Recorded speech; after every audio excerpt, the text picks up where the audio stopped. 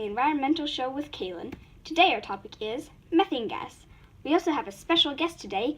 Please everyone welcome Maddie. Okay, Maddie, what is your first question about methane gas? Well, I've never really heard of methane. What is methane gas?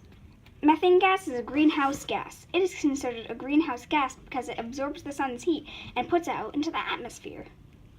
Oh, it's a greenhouse gas. That means it must be good, right? Just because something is a greenhouse gas doesn't mean it's good. Since it absorbs the sun's heat, it warms the air. This makes the earth and atmosphere warmer. Methane gas is one of the biggest contributors to global warming. Global warming is an increased gas of the world's overall temperature. This causes ice caps to melt, oceans' temperatures to rise, and living things to die.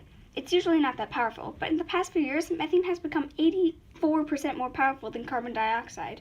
Okay, I think I get it now. Methane gas is bad, so we need to get rid of it. Yep. Great, let's just stop everything that produces methane. Well, there's a small problem to that way of approaching it. Methane comes from multiple units. Most comes from the industrial emissions. The gas and oil companies are very guilty in this section, but cows and other animals like cows are also to blame. India is the country in the world that has the most cows, while Nebraska is the state with the most cows in the U.S. So, just get rid of cows. Yum. Well, if we just get rid of cows, you wouldn't be able to be eating that burger. We can't just get rid of all the cows, but we can change their diets to reduce the methane that they produce. Reducing their carbohydrate intake will decrease the methane gas produced by one cow greatly.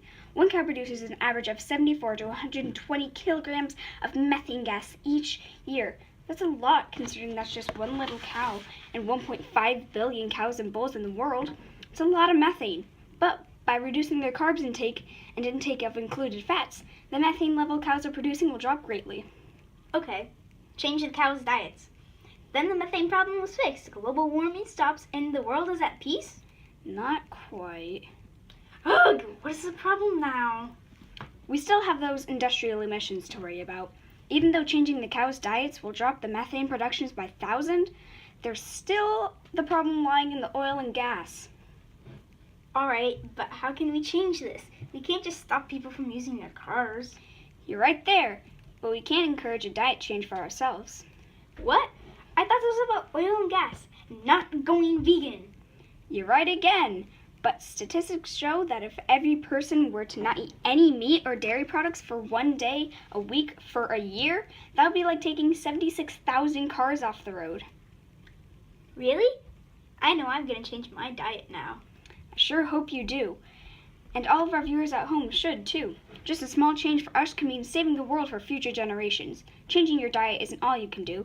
You can take your bike to the next place you need to access, even walk.